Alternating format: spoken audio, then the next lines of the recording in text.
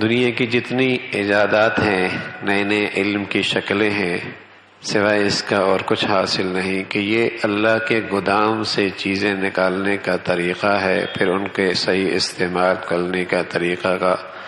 طریقے کا علم ہے کہ اسے نکالنا کیسا ہے اور اسے استعمال کیسے کرنا ہے۔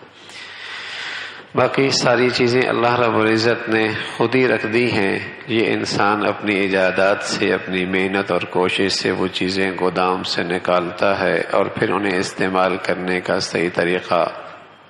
اختیار کرتا ہے۔ لیکن فرمایا کہ ساری سامان زندگی میں نے تمہارے لیے پیدا کی ہے، لیکن یہ انسان ہے بجائے اس کے کہ اس محسن کا شکر ادا کرے، انہی ضروریات میں، انہی چیزوں میں الجھ کر اس ذات کو بھول جاتا۔ چاہیے تو یہ تھا کہ ہر نعمت کے بعد اللہ سے تعلق بڑھتا، اس محسن کی احسان شناسی بڑھتی،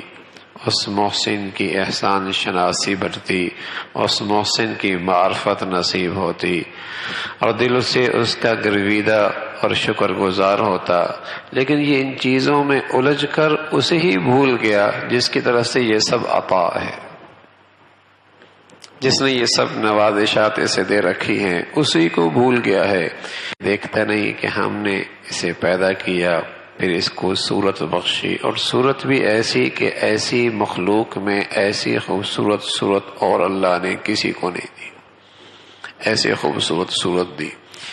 اگر انسان سوچے ان آنکھوں کے علاوہ جسم کے کسی اور حصے میں یہ آنکھیں ہوتی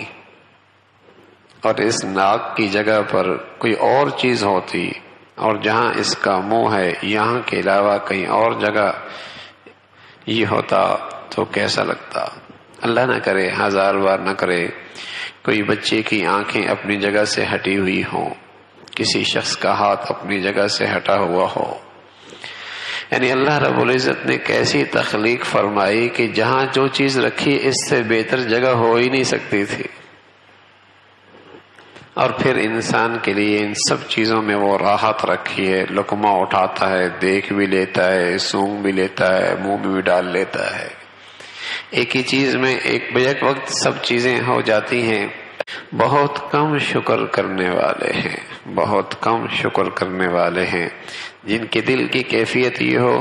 کہ میرے بس میں اور میری لیاقت، میرا استحقاق اس چیز کے استعمال کا کہاں تھا، اللہ کا فضل ہوا،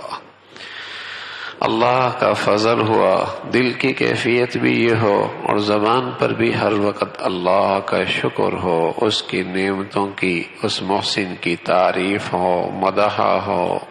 یہ اللہ کا شکر ہے۔ اور پھر ان نعمتوں کو یوں استعمال کرے جیسے اس محسن ذات کی چاہت ہے،